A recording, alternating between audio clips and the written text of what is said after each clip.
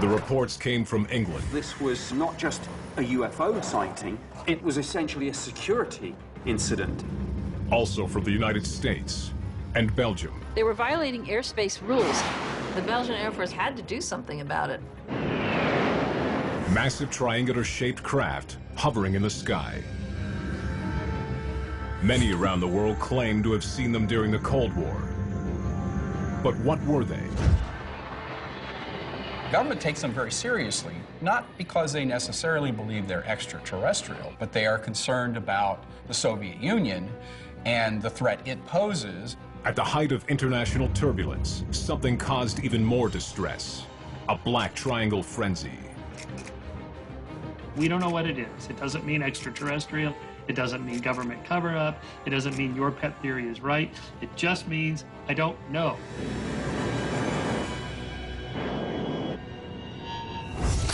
Unidentified flying objects. They've been reported in our skies for decades. Thousands of UFO sightings have been documented in official government files.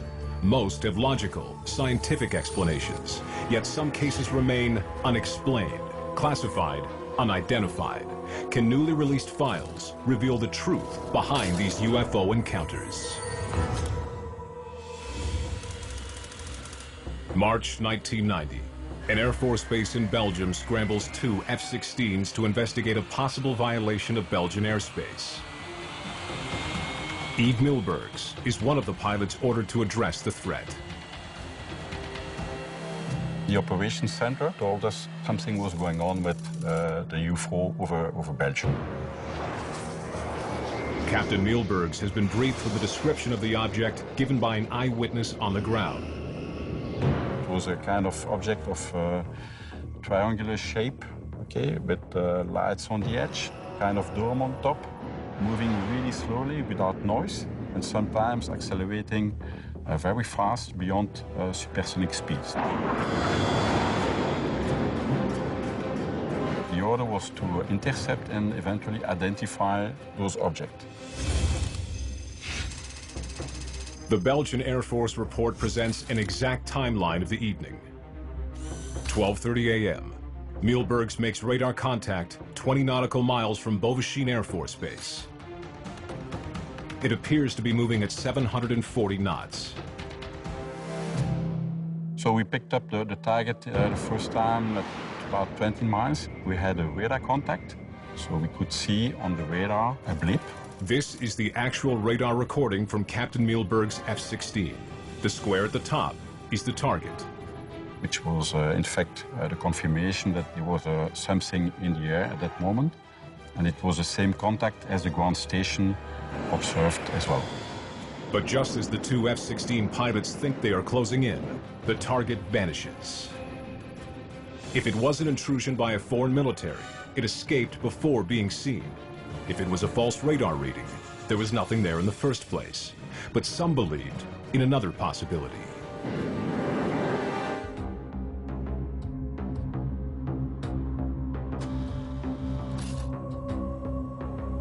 In the months leading up to this incident, hundreds of Belgians had reported seeing triangular aircraft. It all started in the small town of Eupen, just 6 miles from the German border. 2 police officers on patrol reported something unusual in the sky. They noticed very bright lights hovering over an open field. And these bright lights were fixed to some type of triangular platform, as they described it. Author and UFO researcher David Marler investigated this incident. The object encompassed the field that was near their vehicle. It was silent. They claimed the object then began to move slowly toward the town. They were gobsmacked as far as what they were looking at. They had no frame of reference for this.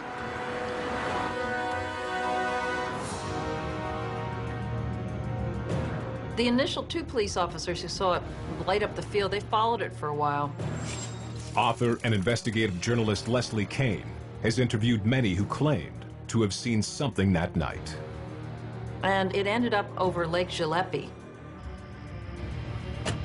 They watched the thing for over an hour sitting above Lake Jalapa. And what they saw was something extraordinary. The craft was releasing a red light ball that was shooting out horizontally along the surface of the lake, and then it was pulling it back in. Then, the two officers say they saw a second triangular UFO rising up over a row of trees by the edge of the lake, then hovering silently alongside the first UFO. They contacted the dispatcher in Yupon, and he laughed and said it might be Santa Claus, coming into land. And they stated that we're not joking, this is something very serious.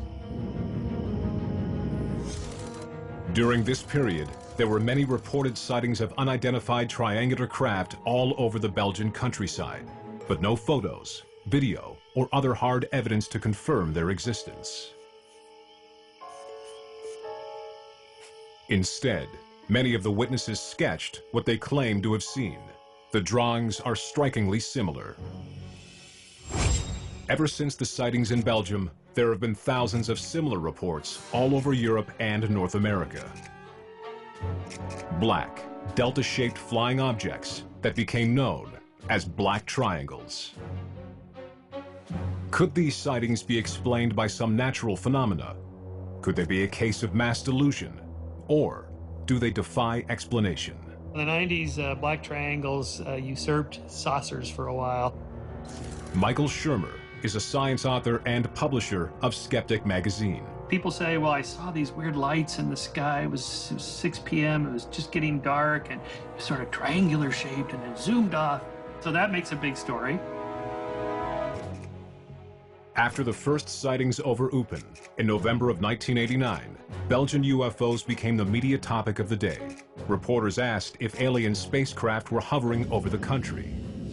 Amid the increasing publicity, Belgians made over 500 claims of UFO sightings. Authorities found themselves in a UFO wave. Some call it a frenzy, a phenomenon that some say has more to do with psychology than reality. UFO sightings are by definition unidentified, so we don't know what they are. Dr. Roger Lanius is an associate director at the Smithsonian National Air and Space Museum. One of the things that tends to happen with many people is that when they believe certain things are out there, any piece of evidence that they can come up with that might confirm that, they latch upon. Psychologists call this confirmation bias, the tendency to seek out only information that confirms one's beliefs. Confirmation bias is the tendency to find confirmatory evidence for what you already believe and discount or rationalize disconfirming evidence. That is, we remember the hits, we forget the misses. But whether the black triangles were real or imagined, the reports kept coming. Even with no hard evidence, officials took notice. Which is perhaps why the Belgian Air Force scrambled 2 F-16s to investigate a report at the height of the UFO wave. It was an attempt to pin down some hard evidence and confront what could have been a tangible threat. The Belgian Air Force was concerned about this and had to take some action because there was something invading their airspace. The night's events began to unfold before 11 p.m. An off-duty police officer reported seeing 3 strange lights over the town of Jean-Bleu. He said the lights form a triangle. The Belgian wave really came to a head on the night of March 30th, 1990. This involved sightings being reported by the citizenry in several municipalities. The Belgian Air Force report states that at 11 p.m., the Glans Control Reporting Center received a phone call from the policeman reporting the strange lights in the sky. 15 minutes later, their military radar picked up an unidentified object moving very slowly at 25 knots towards the west. Then, another Air Force radar station center confirmed the target in the same position. Glans Control gave the order to scramble jets. Pilot Yves Milbergs picks up the target on his radar about 7 nautical miles away. He still can't see it. It was dark, there was no lights at the object, and we couldn't see anything. Relying only on their instruments, the 2 F-16 pilots moved to engage the target. If it's a breach of Belgian airspace by a foreign military, what Milbergs does next could spark an international incident. Over an hour after an off-duty police officer reports a strange object in the sky, two F-16s are closing in on their target. Captain Milbergs has a radar lock-on. He's just about to intercept when the target suddenly appears to take evasive action. The target was rapidly reacting, changing heading and attitude and speeds. The target starts to move radically around the pilot's radar screen. The performance of that object is really outstanding. We had speeds going from very low speed until supersonic speed, so it was quite difficult to intercept that target. The Air Force report says the pilots managed to lock onto the target 3 times, but each time it evaded them. The report states the object appeared to accelerate from 150 to 970 knots, or almost 1,200 miles per hour, in just a few seconds. We could manage to close in, and the closest distance we could achieve was 5 nautical miles. The pilots made 9 attempts to intercept the object, but they never actually saw it with their own eyes. It existed only on radar. That's basically an identified object. What is that object? Because so far we still don't know. But Belgian officials still needed an explanation for the numerous eyewitness reports. They turned to Air Force Chief of Operations, Colonel Wilfred de Brouwer, who proposes a theory. The only thing he could think about was that it could be some kind of stealth technology from America. It's conceivable that some of them might be testing programs for exotic types of flying vehicles. That has happened in the past. There were sightings, for instance, in the 1970s and early 80s, before the programs were revealed, of stealth technology that was being tested. This Department of Defense intelligence report reveals that Colonel de Brouwer contacted officials in the United States about 2 top-secret stealth planes. The F-117 Nighthawk and the B-2 stealth bomber. They are both black and have an unusual triangular shape. Is it possible that one of these aircraft was behind the eyewitness reports of that night? He was informed very clearly that it was not. And this is written up in an official American document, that the Americans informed him that it was not one of theirs. Either it was a straight denial, or the Pentagon was hiding the test of a secret aircraft. It's always a remote possibility that something that people see in the sky could be a classified program under test. Bill Sweetman is an aviation writer and expert in top-secret military projects. The late 80s were a time when the black project world was expanding very fast. Could the Americans have been secretly testing new aircraft in that area? The triangles could conceivably be aircraft. There have been aircraft designs studied that look like that. Belgium's location near the eastern front of the Cold War could have made it an enticing test site. There might be a few reasons why you'd test a secret aircraft outside the US. You might want to test it against different defensive systems. You might want to fly close to the former Soviet Union and just see if anything would pick it up. If the sightings were of top-secret American aircraft, the U.S. might officially deny their existence, even to their allies. With the public demanding answers, Colonel de Brouwer made an unprecedented move and called a press conference. He qualified his statement with many ifs, as he could not rule out a radar error.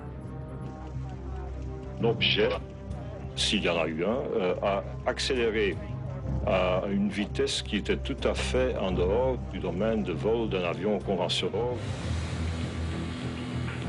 The Belgians released the radar recording from the cockpit of Captain Milberg's F-16 and invited expert interpretation of what can be a fickle technology.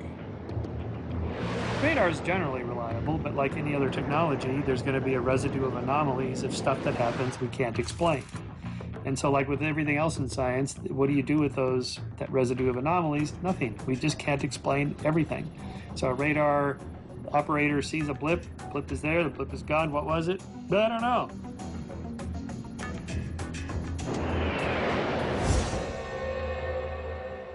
So what caused the blip on the radar that night. So what we're seeing here is the radar data collected from the F-16 radar.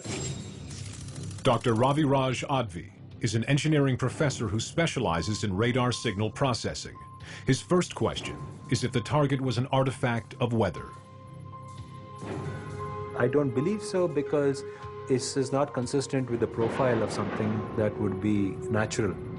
Dr. Advi consults a graph of the radar data. We see that the target falls down to about 6,000 feet, but then it rapidly gains height and then starts falling at an extremely rapid rate to the point where it almost crashes into the ground. At the same time, it's making incredible changes in speed. The speed jumps from about 175 knots to about 600 knots in less than a second. That is an insane acceleration that just doesn't seem physically possible. It then does another jump. Right at the end, it's moving at 1,000 knots toward the ground. We haven't recovered any debris from any crashes, right? But it should have crashed. The extreme acceleration captured on the F-16's radar is beyond the performance of any known aircraft. But Dr. Advi may provide an answer to what Captain Mielbergs pursued that night. His examination suggests not an alien spacecraft, but a military hoax. It is my feeling that this is a fake target created by an electronic countermeasure system to spoof this radar. It's a technique known as radar jamming. This kind of technology is used by military defense applications. They are used to create false targets so that an enemy radar believes that there are many aircraft out there, while there are really none. It's a fascinating theory and could explain this particular incident, especially since the flight crew never actually saw an object. We still don't know exactly what happened that day, that's for sure. We know what didn't happen, that's for sure. It was not a meteorological phenomena, it was not a helicopter, it was not a prototype and stuff like that. But it's still unidentified object so far. After the Air Force incident ended with nothing but odd radar readings and unanswered questions, Black Triangle sightings decreased. The frenzy in Belgium died down. But 3 years later, there was another mysterious incident, this time in Britain. I think within hours, it was clear that we really did have a staggeringly significant event on our hands.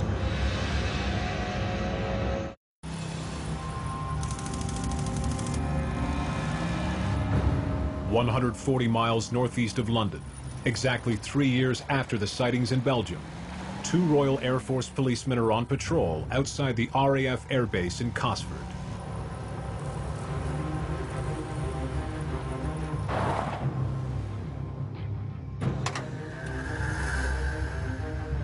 According to their report, A patrol of Air Force police stopped their car, got out, and looked directly overhead. They saw 2 bright white lights, but they weren't able to ascertain whether or not they were separate objects or lights on the underside of a much bigger craft.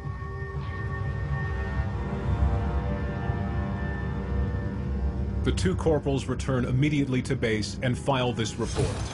It is the earliest account of the strange events of the night, events that became known as the Cosford incident.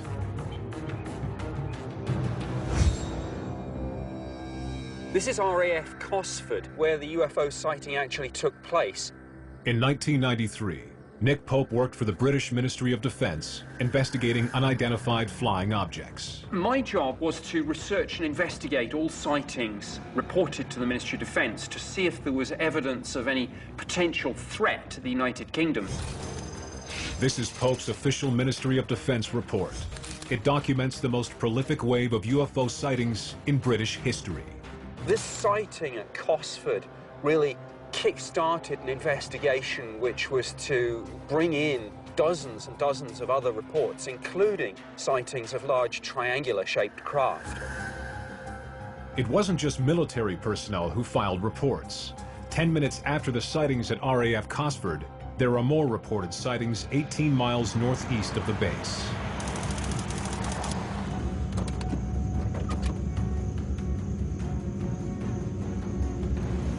One family saw the UFO in a town called Rugeley. They got into their car, as I recall, and actually tried to chase this thing.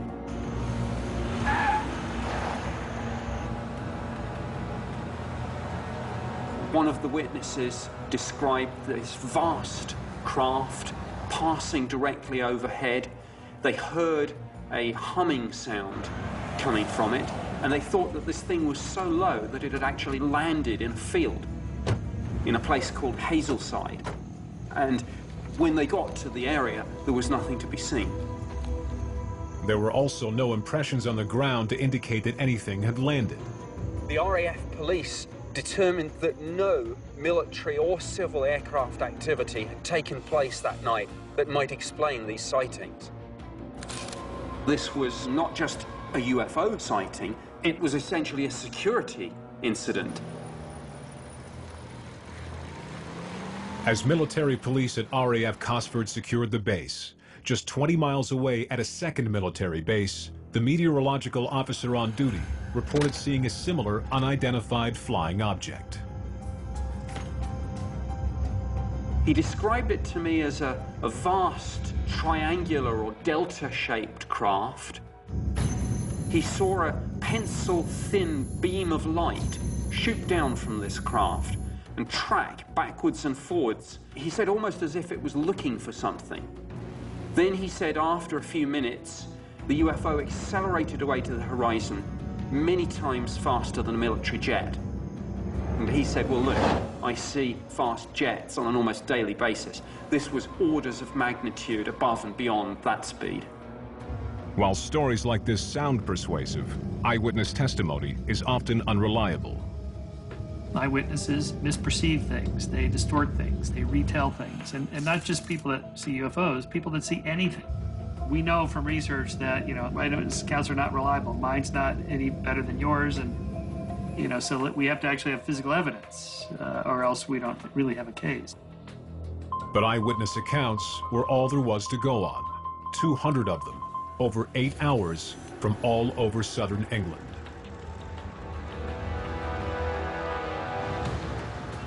Pope and his colleagues were left to sort through the stories, trying to find explanations that would account for this spate of reports. One by one, we eliminated all the usual things that people misidentify. Bright stars and planets, satellites, meteors, aircraft lights, weather balloon launches. And the more of these explanations we crossed off, the more mysterious and exciting this seemed to be. And the sense from my colleagues and myself, who normally came at this from a very skeptical viewpoint, was, my goodness, there is something really bizarre going on here. After a month-long investigation, Pope's team concluded that people saw some sort of real object. Despite this conclusion, they had no hard evidence to prove it, much less any idea of the origin or nature of such a craft. One of our theories, of course, was secret prototype aircraft or drone. Just as the Belgians had done, the British asked the United States government if it was one of theirs, a large triangular craft capable of hovering, and they got the same answer.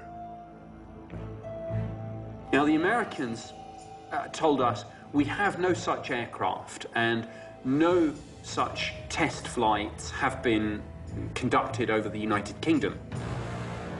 Still suspicious, Pope used a back channel to inquire if the CIA or other defense agencies might have been involved. The American Defense Secretary was apparently incandescent with rage. If we say it doesn't exist, it doesn't exist. And we had to act very quickly to stop this flaring up into a full diplomatic row with our greatest ally. With his investigation at a dead end, Nick Pope can only wonder what really happened that night. I have no realistic assessment of what this could be. If it wasn't some secret prototype aircraft decades ahead of anything that's public knowledge, then I'm stumped. I have no idea. Officials in Belgium and England were not able to come up with a feasible explanation for this rash of sightings. With only eyewitness reports to go on, there were limited scientific avenues to pursue. But soon, it would be America's turn to deal with mystery triangles. I've got that object inside also. It's huge.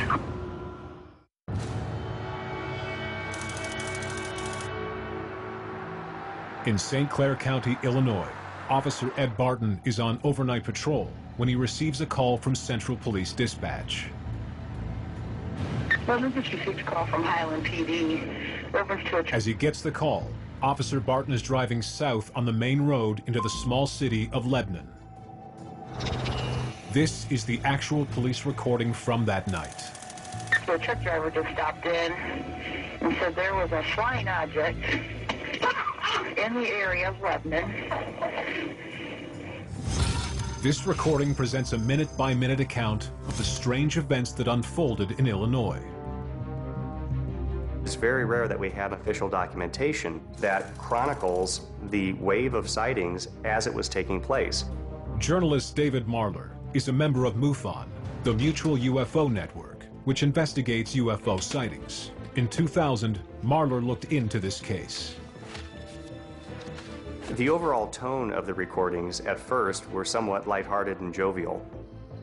It was like a two-story house. It had white lights and red blinking lights.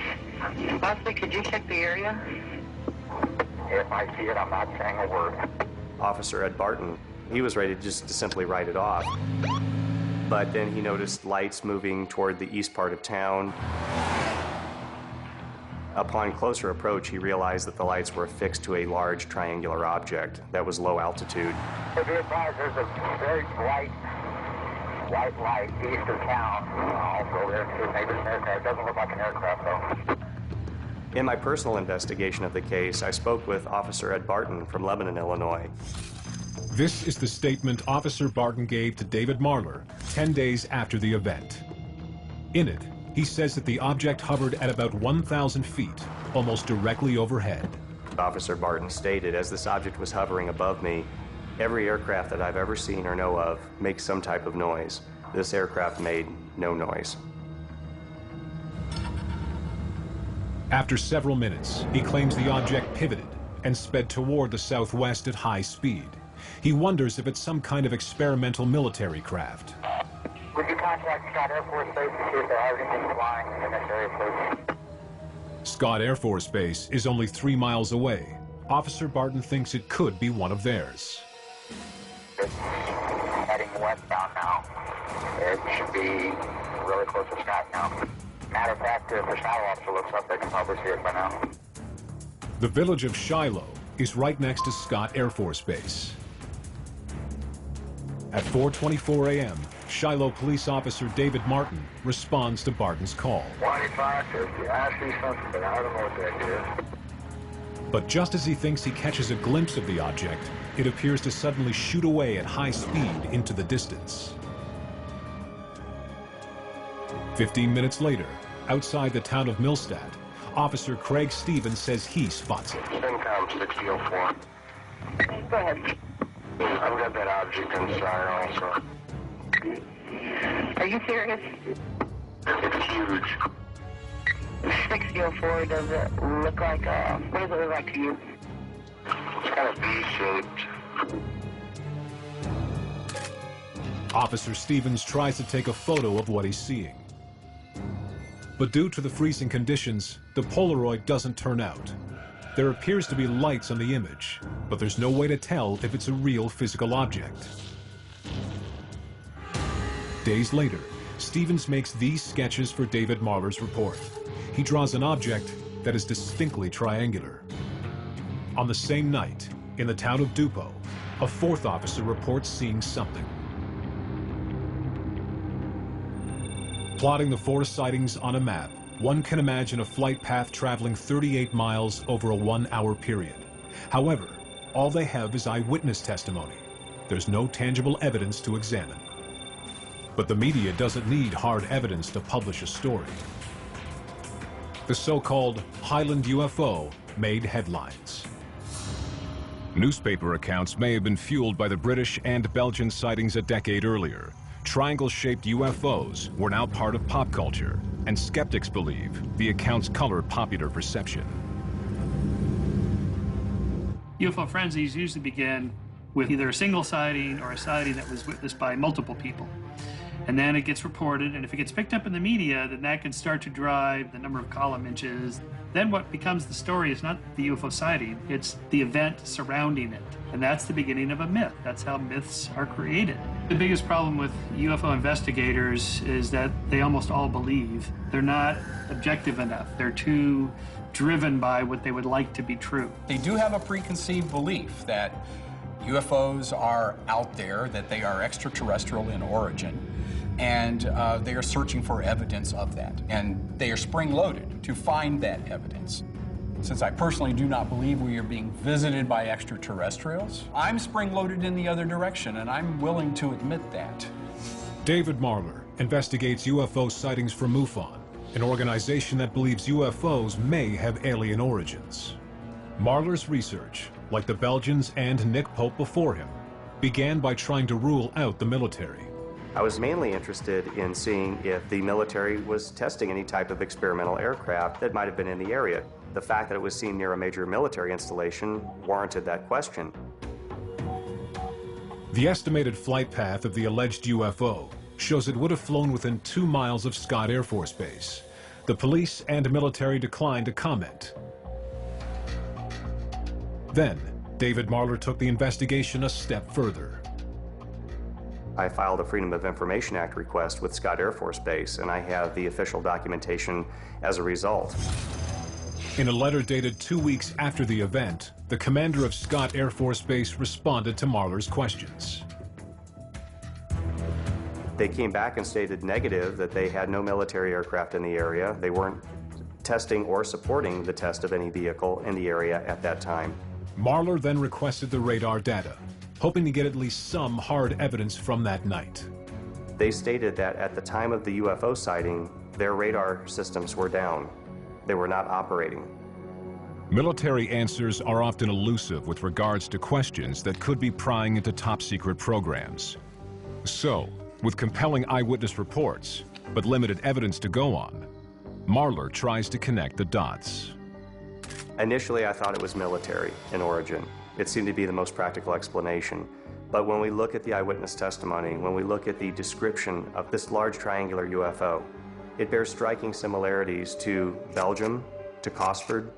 And at this point, we have to look at this information and come away with the fact that these witnesses are essentially describing the same type of object, if not the same object.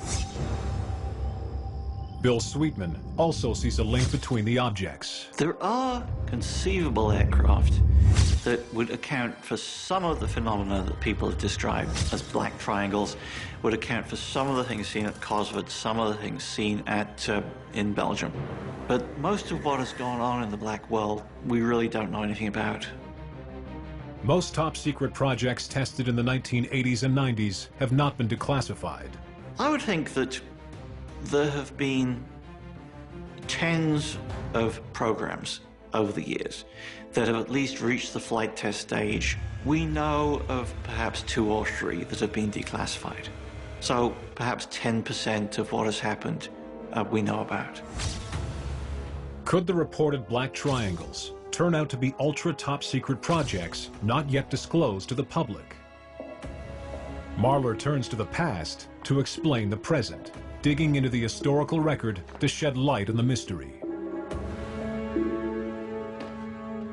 When we look at the history of the reports of triangular UFOs, I knew that the reports went back several decades. I had no idea how far back they in fact went. One of Marler's sources for UFO research is the U.S. military itself. From 1947 to 1969, the Air Force investigated thousands of UFO sightings out of genuine concern for national security. The United States Air Force is constantly on the alert 24 hours a day. We're interested in anything that flies in our atmosphere. It began with Project Sign, continued with Project Grudge, and officially became known as Project Blue Book in 1952.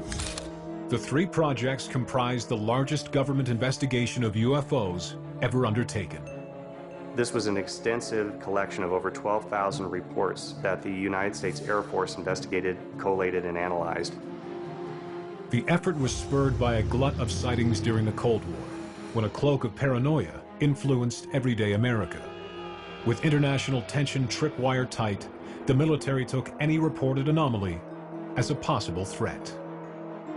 As the Cold War is heating up in the latter part of the 1940s, we see a lot of these reports, and the government takes them very seriously, not because they necessarily believe they're extraterrestrial, but they are concerned about the Soviet Union and the threat it poses.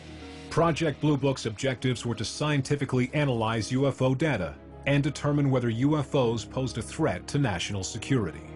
Of the more than 12,000 Project Blue Book UFO sightings, the vast majority were explained as birds, planes, stars, or clouds. 6% had no conventional explanation, and the Air Force classified them as unidentified. One file is known as Incident 398, a triangular UFO sighting in Baltimore in 1949.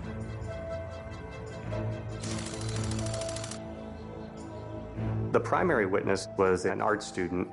He was also a former United States Air Force tech sergeant and World War II veteran, so he was familiar with aircraft. At 6:30 p.m., the witness reports something moving through the clouds.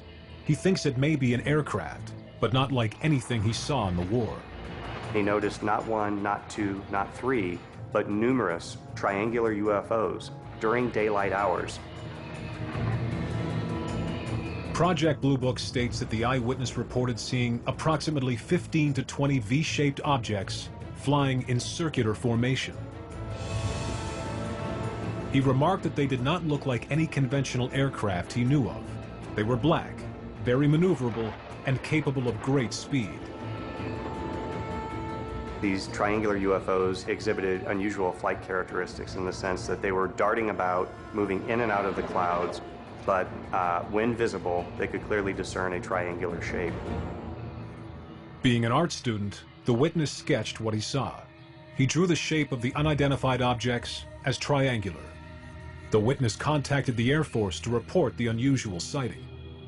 Investigators arrived for an interview, and he presented his sketch.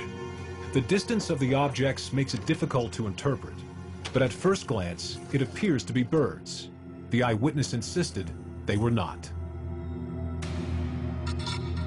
Air Force investigators later determined that the objects were not detected by radar, nor were they seen by any pilots flying in the vicinity. Their final report could not confirm or deny the student's account, but years later, a new theory would come to light. In 1949, multiple witnesses on a Baltimore street reported seeing triangular UFOs in the distance. The Air Force report at the time was inconclusive. Now, UFO investigator David Marler is combing through history looking for answers. When we look at 1949, we can look back now with a fair degree of certainty and know what was the cutting-edge technology of the time, since everything at that time has been declassified. It turns out there was a top-secret program at the time that might fit the Baltimore case. The Northrop YB-49, or Flying Wing. In 1949, Northrop had been testing the Flying Wing aircraft in various forms for a couple of years. And that was an extraordinary-looking aircraft for the era. It still is, really. However, Bill Sweetman doesn't believe the Northrop Flying Wing could have been what those neighbors saw that day. The Flying Wing was not a very maneuverable aircraft. Any hard maneuvering would cause the aircraft to fall out of the sky. It's an aircraft you had to fly very carefully even then. And if you've got people claiming that they're seeing multiple flying wings at any given time in the 40s or 50s, it just didn't happen. There weren't that many aircraft. Marler's own investigation ends just as the Air Force's had in the 1940s. Inconclusive and unsolved. When we look at the official investigation by military authorities, there is still no plausible explanation for these sightings. Then and now, finding a solid explanation for such an enigmatic sighting is beyond reach. With no photographs, no radar detection, and only a handful of eyewitnesses confined to a single Baltimore street, it is one of the more questionable and difficult to solve cases found in Blue Book. There's now declassified reports from the CIA in which their science and technology panels that were looking at these incidents would always come back to, we may not be able to exactly explain what was taking place here, but there's no evidence to indicate that this is a national security threat. The Baltimore case was one of several Air Force investigations into black triangles during the 1940s and 50s. Another report in Project Blue Book documents a sighting within the Air Force itself. January 28, 1953, at Turner Air Force Base in Albany, Georgia, and signed by the commanding officer. At 9:35 p.m., an Air Force pilot was flying a T-33 jet just outside of Albany. The pilot was a seasoned officer with 11 years experience and 3,100 hours of flying time. On a routine night flight, he reported something strange in front of him. He thought, I'll increase in altitude. If it gets larger in my windscreen, then obviously it's something that's in the atmosphere and I should be able to identify it. If it doesn't get larger, then it must be a star or a planet. Before he knew it, the light which was above him was now below him, which immediately ruled out satellite, star, or planet. In the Project Blue Book file, the pilot states that the object constantly changed color, from white to orange and back. As if that wasn't strange enough, the object, in his own words, changed into an equilateral triangle. He then witnessed the triangle divide into two equilateral triangles, which shot off in different directions. Aviation expert Bill Sweetman thinks this could be a simple case of unfamiliar surroundings. We talk about people flying jets in Georgia in the 1950s. It's a pretty new environment for people to be flying in terms of speed, in terms of being single-seater at night, in terms of working with, very, very crude radar. So it's, very easy to see that somebody could become confused. Very, very difficult environment. Complicating the investigation was evidence that the Albany airport had radar contact with something it could not identify. But the Air Force reached a conclusion that still surprises David Marler. The Albany, Georgia case was concluded to be the planet Venus, a visual sighting of the planet Venus, which really stretches the imagination when you look at the fact that the pilot was able to see Venus below him. This is another event that may never have a solid scientific explanation, but Marler proposes his own theory. It really makes me lean towards the fact that some, underline that 3 times, some of these triangular UFOs may be of non-terrestrial origin. Without definitive evidence, all that remains are theories. In the absence of facts, what people do is they fill in the blanks with their imagination. In science, what we're supposed to do is just leave the blanks blank. You just keep working on it, and you don't fill it in with your imagination. Skeptics argue that it's a matter of critical thinking. They say that the black triangle wave is not evidence of aliens, but evidence of how a series of unconnected events can become a self-perpetuating legend. Such is the power of a good UFO mystery.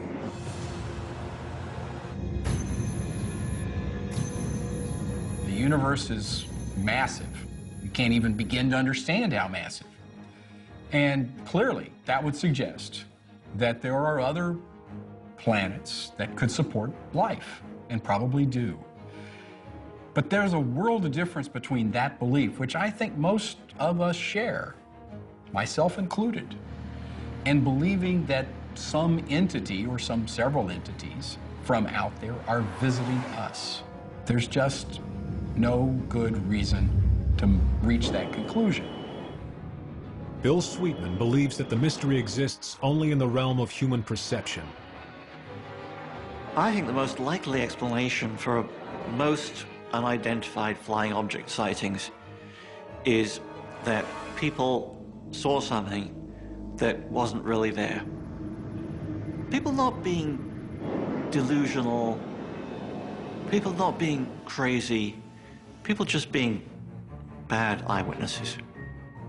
Finally, Consider the long shadow of secret government programs.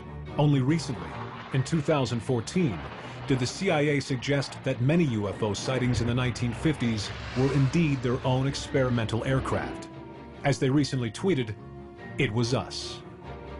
This information was so secret, it was even kept from the Air Force investigators of Project Blue Book. The thousands of incidents documented in Project Blue Book have long been declassified, so people can read every line, and often in between them, to formulate their own opinions. Without definitive evidence, black triangles may forever be debated and forever remain unidentified. An unsolved UFO case is rather like an unsolved crime. I'm skeptical that we'll ever get a definitive explanation of this, but of course I hope that some new information does come to light and we finally solve the mystery.